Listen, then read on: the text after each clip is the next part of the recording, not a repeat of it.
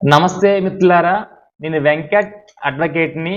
నేను ఈరోజు చెప్పబోయే అంశము ఏదైనా ఒక ఫ్లాట్ అనగా ఖాళీ స్థలం, వేకెంట్ సైట్ మనం నచ్చిన ప్రదేశంలో లేదా మనకు ఇష్టమైన ప్రదేశంలో కొనదలుచుకున్నప్పుడు ముందుగా ముందుగా తీసుకోవాల్సిన జాగ్రత్తలు, రూల్స్ అండ్ రెగ్యులేషన్స్.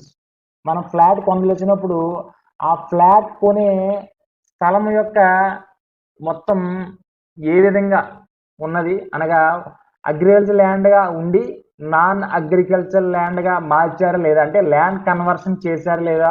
దానికి ల్యాండ్ కన్వర్షన్‌కి కట్టిన ఫీజులన్నీ గూడా గవర్నమెంట్ ఆఫ్ ఆంధ్రప్రదేశ్ కట్టారా లేదా అని తెలుసుకోవాలి.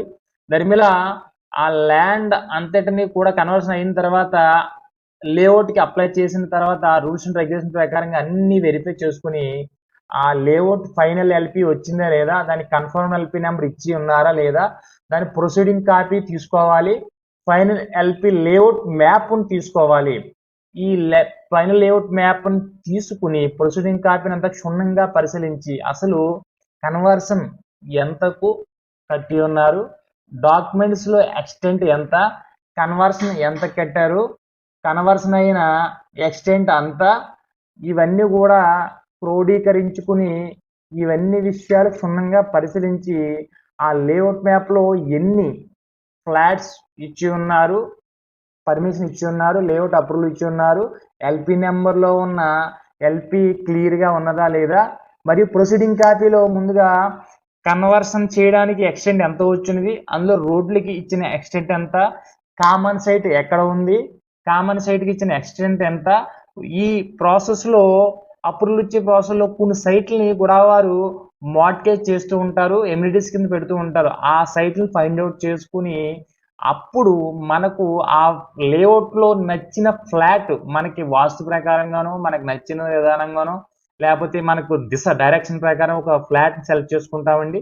ఆ సెలెక్ట్ చేసుకున్న ఫ్లాట్ యొక్క కొలతలు, హద్దులు కూడా ఆ ఏరియాలో ఉన్నటువంటి ప్రైవేట్ సర్వేతో కానీ, లేదా ఆ ఏరియాలో ఉన్న ప్రముఖ సీనియర్ డాక్యుమెంట్ రైటర్స్‌తో కానీ మెజర్ చేసుకోవాలి. అనగా ఆ లేఅవుట్‌లోకి వెళ్ళి, ఆ లేఅవుట్ మ్యాప్‌లో ఉన్నటువంటి డైరెక్షన్స్ అండ్ మెజర్‌మెంట్స్ కూడా సైట్‌లో చెక్ చేసుకొని, ఒక స్కెచ్ గీయించుకొని, ఆ స్కెచ్ మీద అప్రూవ్డ్ సర్వేయర్ అయితే సైన్ పెట్టించుకొని సర్టిఫై చేయించుకోవాలండి.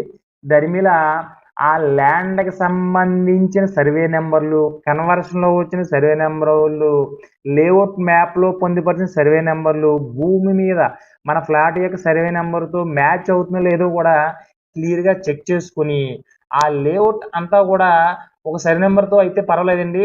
రకరకాల సర్వే నంబర్‌లతో చేసి ఉంటే, ఆ సర్వే నంబర్‌లు అన్నిటితోని మన ఫ్లాట్ నంబర్ ఏసి సబ్ రిజిస్ట్రార్ వారి కార్యాలయంలో ఈసీ అంటే ఎన్కంబరెన్స్ సర్టిఫికేట్ అప్లై చేసుకుంటే అండి, ఆ ఆస్తిపై ఇదివరలో గాని, మునుపెప్పుడో లోన్స్ తెచ్చినా, లేదా ఇతరులకి ఎవరికైనా దాన పట్టాలిచ్చినా, దఖలుపరిచినా, ఏ విధమైన లావాదేవీలు ఆ సరి నంబరులతో ఆ టైటిల్ ఉన్న ఓనర్స్ పేరుతో ఎక్కడైనా ఏ విధమైన ట్రాన్సాక్షన్ జరిగినా మనకు ఆ ఈసీలో కనిపిస్తాయండి.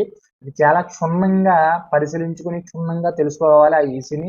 దాని మీద ఆ ఫ్లాట్ యొక్క వాల్యూకి మార్కెట్ వాల్యూ సర్టిఫికేట్ అని ఉంటదండి. ఆ వాల్యూ రిజిస్టర్ ఆఫీస్‌లో అప్లై చేసుకుంటే, ఆ గజం వాల్యూ ఎంతో తెలుస్తది. దాని ప్రకారంగా మన ఆ సైట్ గవర్నమెంట్ వాల్యూ గూడా తెలుస్తదండి. దరిమిలా ఈ డాక్యుమెంట్స్ అన్నిటితో పాటు ఓనర్ సైడ్ టైటిల్స్ చూసుకొని, ఓనర్స్ ఆర్ డెవలపర్స్ ఇద్దరూ ఉన్నారా?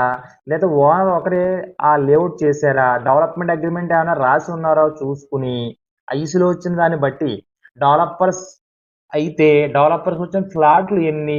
ఓనర్స్‌కొచ్చిన ఫ్లాట్లు ఎన్ని గూడా సప్లిమెంట్ డీడ్ అని డాక్యుమెంట్ ఉంటదండి వాళ్ళ దగ్గర ఆల్రెడీ. ఆ డీడ్‌లో ఓనర్స్ వచ్చిన ఫ్లాట్‌లయితే మనం తీసుకున్న ఫ్లాట్ ఎవరి వాటాకొచ్చిందో చూసుకొని, ఆ ఫ్లాట్‌ని వారితో మాత్రమే రిజిస్ట్రేషన్ చేసుకోవాలండి.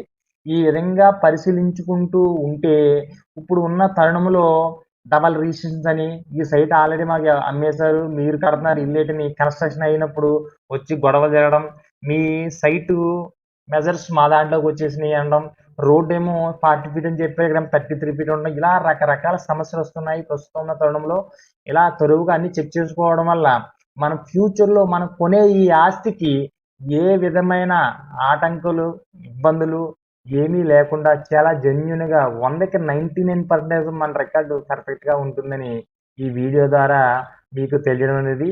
ఇలా చేసుకోకుండా ఉండడం వల్ల ప్రముఖులు చాలామంది సినీ ఇండస్ట్రీ కావచ్చు, బిజినెస్ మ్యాన్స్ కావచ్చు, రకరకాల ప్రొఫెషన్‌లో హై క్వాలిఫైడ్ పర్సన్స్ కూడా ఇప్పుడు ఈ మధ్య కాలంలో కోర్టు చుట్టూరు తిరుగుతూ భూ తగాదాలకు వెళుతూ కొద్దిమందైతే ఏకంగా సైట్‌లో బిల్డింగులు కట్టేసిన తర్వాత కూడా అది నాది సైట్ అని వచ్చి కోర్ట్‌లో కేస్ పెడుతున్నారండి. ఈ సమస్యలన్నీ మీరు రాకుండా ఉండడం కోసం మీకు ఈ వీడియో ఇవ్వడం అనేది.